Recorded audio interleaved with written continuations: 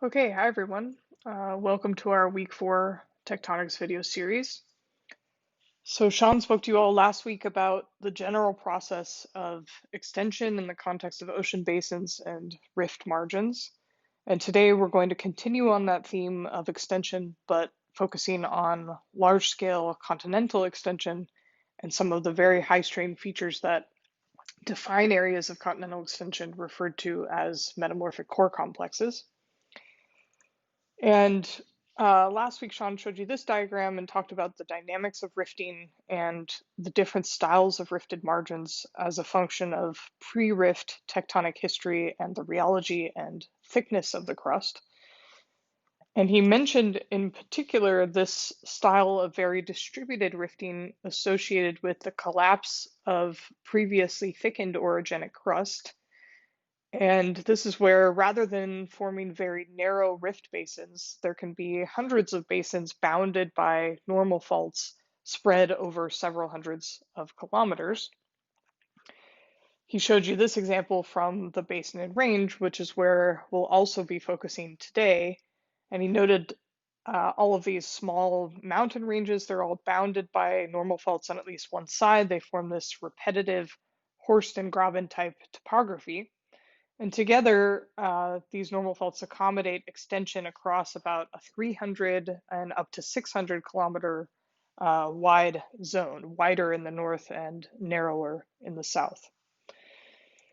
If we look at a cross section through the south central basin and range, it looks something like this, where the previously thickened orogenic crust that characterizes the Colorado Plateau, you can see that that is up to about 100 kilometers thick. But in some parts of the Basin Range, it's about half that at about 50 kilometers thick. And on average, it's thinned to 60 or 70 kilometers in general in the Basin Range west of the Colorado Plateau. And so we know that many of the faults in the Basin Range are high angle normal faults that define that Horst and Graben topography. But it turns out that because of their high angle, those faults can't actually accommodate as much extension as we actually see in the Basin and Range.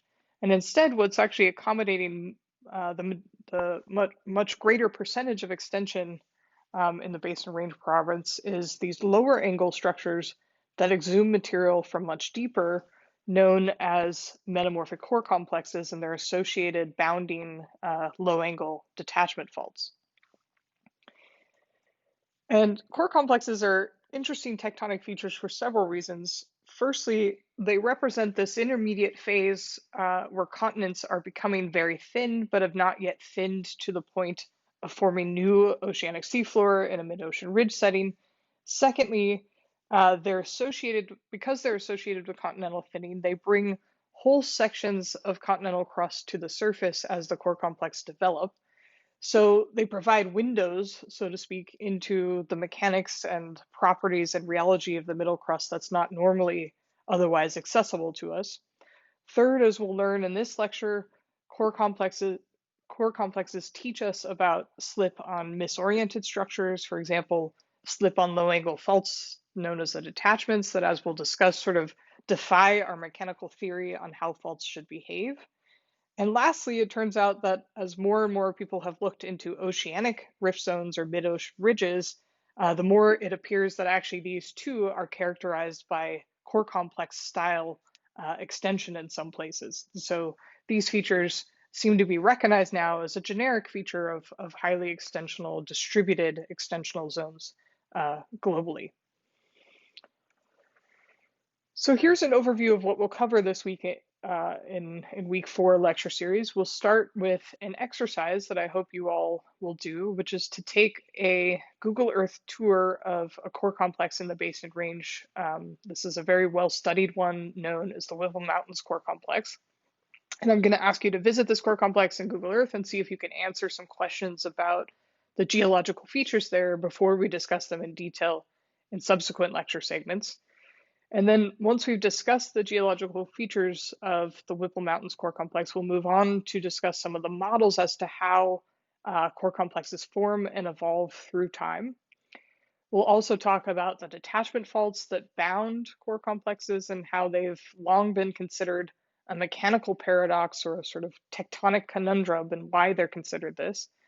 And then finally, we'll step backward and scale and talk about some of the driving tectonic forces behind core complex development in the last segment.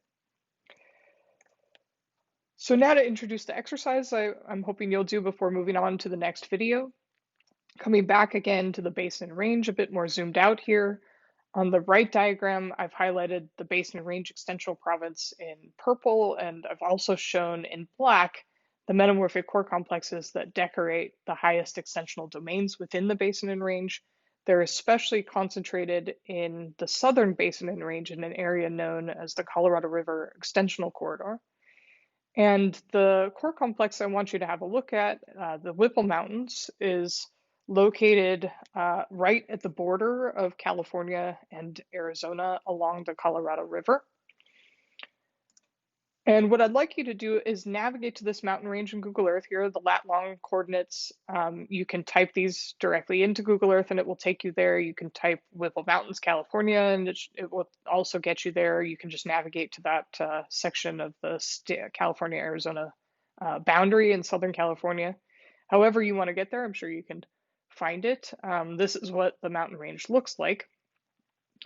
And what I'd like you to do is see if you can answer, or at least ponder several different questions just based on what you see in the Google Earth satellite imagery. I want you to see if you can work out the shape or morphology of the mountain range. Is it a tilt block where the topography all dips in one direction? Is it a sort of antiformal or domed shape? Is it a giant plateau? Is it more of a narrow linear ridge line, etc.? See if you can recognize any structural grain or lineaments that stand out as possible structural features, faults, or contacts that appear to define a particular azimuth throughout the mountain range. Can you identify any major geologic contacts?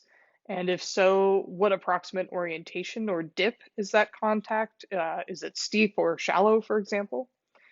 And then once you've identified one or more major contacts, I'd like you to think about what kind of contact it could be, with the options being a fault, an unconformity, or an intrusive contact, and see if you can write down some examples of what you'd actually look for in the field to distinguish between those different possibilities.